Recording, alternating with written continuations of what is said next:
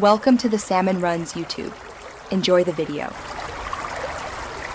You start by confirming your Higgsfield account and grabbing the API key. Treat it like a password. Next, pick a reputable VPN with WireGuard or OpenVPN and a server near the AI region to reduce latency. Once the VPN client is installed, enable the kill switch and DNS leak protection so requests can't leak if the tunnel drops.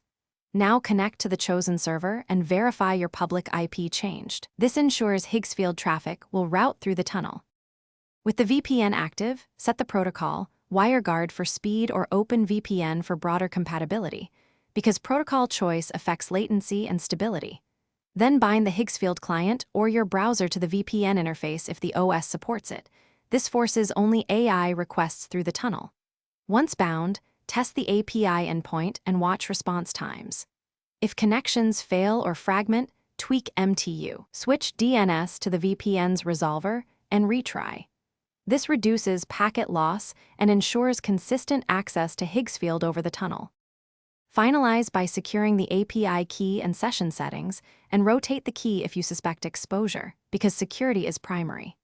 If responses look slow or fail, run traceroute and check VPN logs to identify where packets are dropped.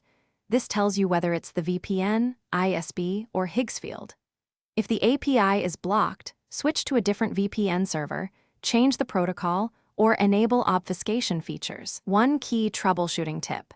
If you still can't connect, disable the VPN kill switch momentarily to compare direct versus tunneled behavior. Thanks for watching. Consider subscribing if we helped you.